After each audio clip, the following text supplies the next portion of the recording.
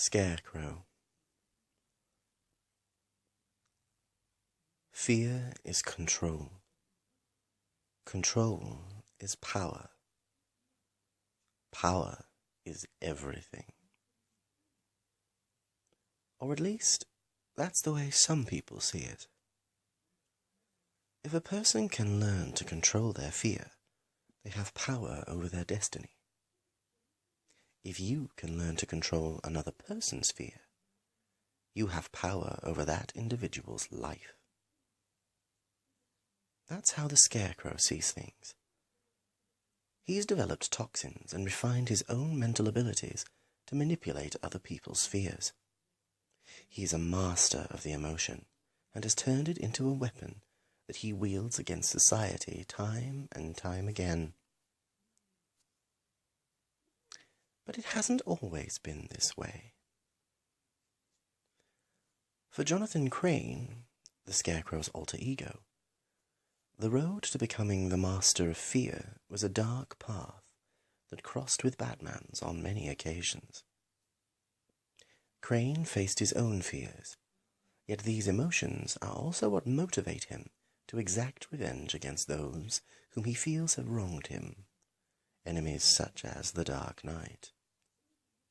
His voyage was a descent from normality into terrifying insanity, a gift he wishes to share with anyone he comes into contact with. Scrawny little Jonathan Crane was the child of a single mother who left him with her religious and abusive grandmother, who often beat him. His lanky frame and long chin made him the target for bullying by his peers, and the fact that he had a brilliant mind led him to earn more taunts and teasing. He endured years of mockery from his fellow students, and hated going to school because of it. He was particularly touchy about his resemblance to the main character in the story The Legend of Sleepy Hollow, Ichabod Crane. His peers were merciless in pointing out the similarities between himself and the target of the Headless Horseman in the story. Jonathan endured as best he could, focusing on his studies, expanding his mind, and perfecting his superior mental abilities. Yet this alone was not enough to compensate for the destructive words and physical abuse he received daily, and something began to stir deep inside Jonathan. Years passed, and Jonathan entered high school. Continuing his studies and silently enduring the mockery of a new set of tormentors, he grew angrier and angrier inside, yet rarely showed any outward signs of aggression. He was scared to go to school, and became obsessed with the idea of fear and of taking revenge upon his enemies. He promised himself that one day they would feel the same fear of going to school that he felt. He set his sights on a young man named Beau Griggs, an athlete who had been among the worst of the bullies. Jonathan had also taken a liking to Beau's girlfriend, Sherry Squires. Somehow Jonathan worked up the courage to ask Sherry out, and she, of course, rejected him. Burning with humiliation, he began to solidify his plans for revenge, especially against Beau and Sherry. This would take place on the most memorable night of the school year, the senior prom.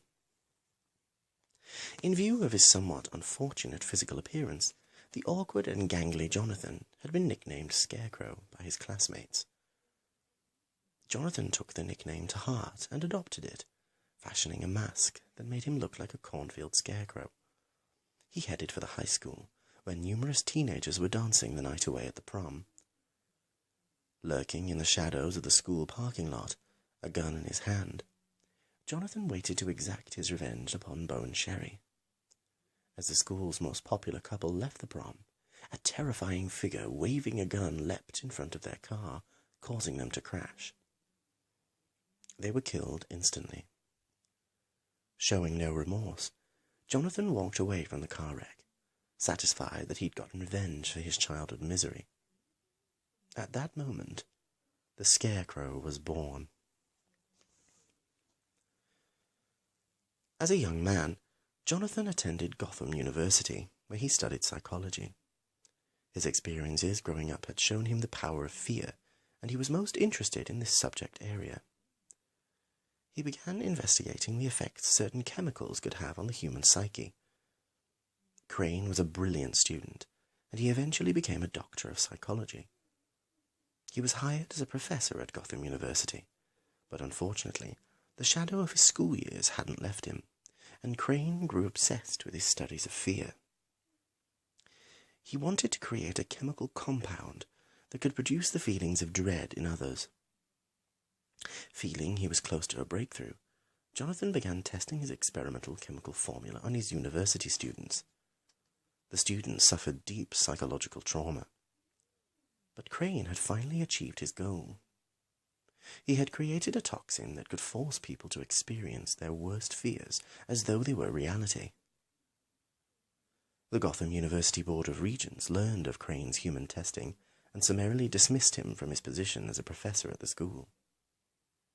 This decision would prove to be fatal for the Regents.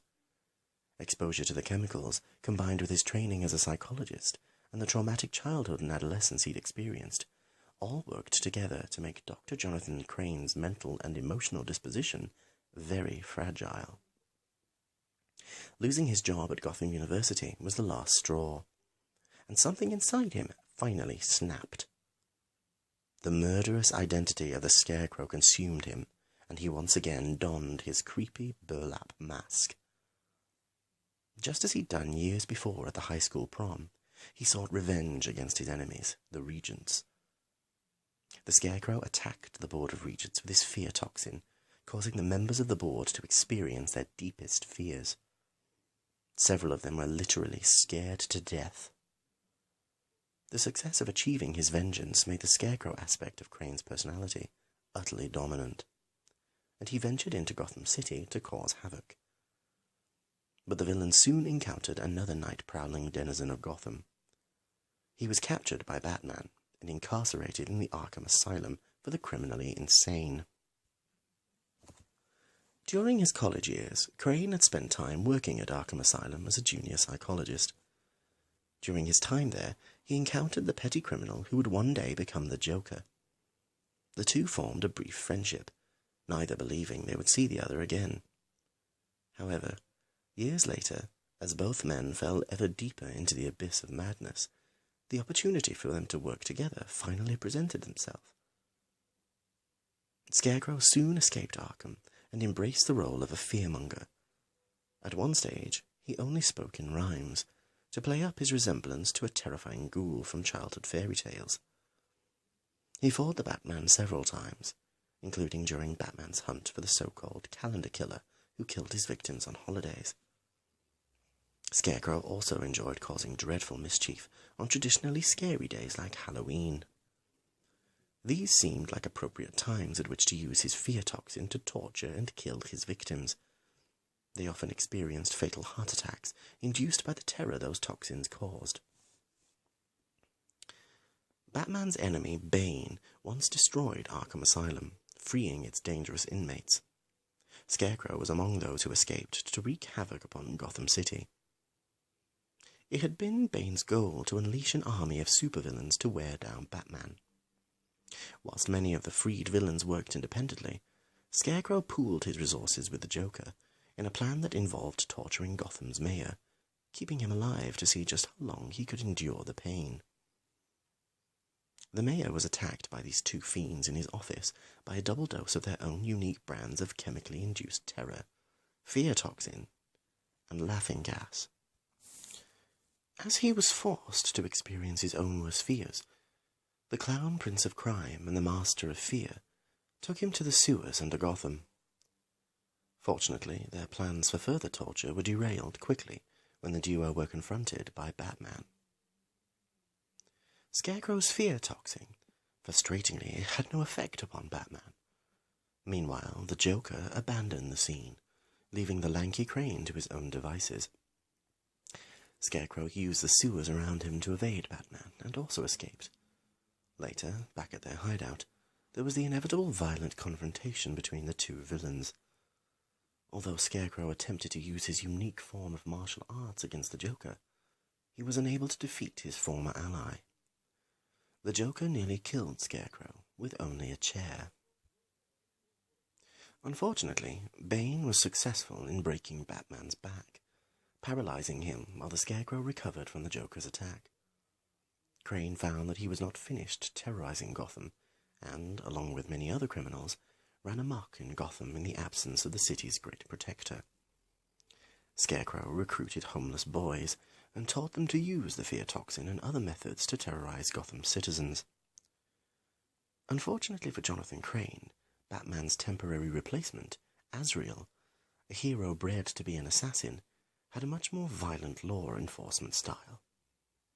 Azrael, dressed as Batman, attacked Scarecrow and beat him nearly to death, just as the Joker had also recently done. Azrael put Scarecrow back in Arkham Asylum and rounded up the boys he'd used as his pawns in the chaos that gripped Gotham City. Though he would occasionally escape from Arkham and face the now-healed Batman, Scarecrow didn't make much of an impact on Gotham City until he was freed from Arkham years later and hired by a mysterious benefactor named Hush. Hush was actually Dr. Thomas Elliot, a childhood friend of Bruce Wayne's who knew about Batman's dual identity. Elliot had grown jealous of Bruce and set out to drive Batman insane. Hush collected several of Batman's enemies, and even some of his allies like the Huntress, Superman and Catwoman, and sought to turn them all against the Dark Knight. To accomplish this, he had to force them all to act uncharacteristically. Hush turned to the Scarecrow, as he knew that Jonathan Crane's skills as a psychologist, combined with his fear toxins, could twist the minds of the pawns in Hush's game against Batman. After manipulating the Huntress, by forcing her to fight an image of herself and make her face her feels of failure, Scarecrow faced off against Batman. Singing nursery rhymes, Scarecrow provided little help for Batman in determining Hush's identity. Scarecrow tried using his fear, the toxin on Batman, but again it proved ineffective. Batman attempted to communicate with Scarecrow's alter ego, Jonathan Crane, to get information about Hush, but was unsuccessful.